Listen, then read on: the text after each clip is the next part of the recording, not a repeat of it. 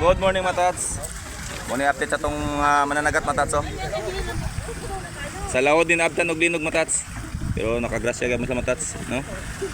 Ato pisport karon. Permit yung operation. Ay sige gabwa, ay sige gabwa. Kaya wa may tulay nga nabalik dire. Pila na kadlaw matats, sige mig hinabuay. No? Ang looy ani karon katong nabito sa mall, katong nangaguba ba. Kay di duty sa ka-duty ato. Kay siyempre sa pag-duty nga guba ilang mall no. Pero napoy mall nga nag-upgrade dito sa Jinsan. Mga pila ka buok katong wala na nga damage siguro. Motoy nagsigig upgrade dito naninda pod. Ang uban sirado jud. So mga trabahante ato looy kay no. Siyempre pamilyado to sa may ibuhi nimo no. Sa may payet nimo bugas nimo nga morte kasaligan nimo trabaho nimo. Dila loya. Halos-halos jud tanan mall sa Jinsan, sirado. Una magaling na abre. Awa ka to magrabihan nga building. Ay ganing Peaceport matats kay perminti ang operation dili. Oh. Isda maguni dili. Na makabugas-bugas ito ginagmay. Masama karon no. Dito ni nabtag linog sa lawod ni.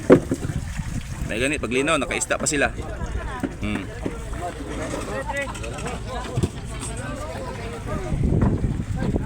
Swerte lang yan ni matats kay namin din sa tapis dagat. Ang uban may kaluluan ni mga construction, mga driver, tricycle, masayero kas diyan gas sa may sakyan nimo dito. Nay tricycle pero sa may adtuon nimo man kay abring ang mga tindahan dito. Muna mga tricycle dito matats katapok ra. Way mga pasahero ba haloy kayo. Mga taxi, no? Muda ning linog. Sige paglinog ginagmay gapon gali naglinog gapon. Paita ni kinabuhi ani. Di pa mawala tong trauma ani. No? Ginagmay ra ni amo diri matats.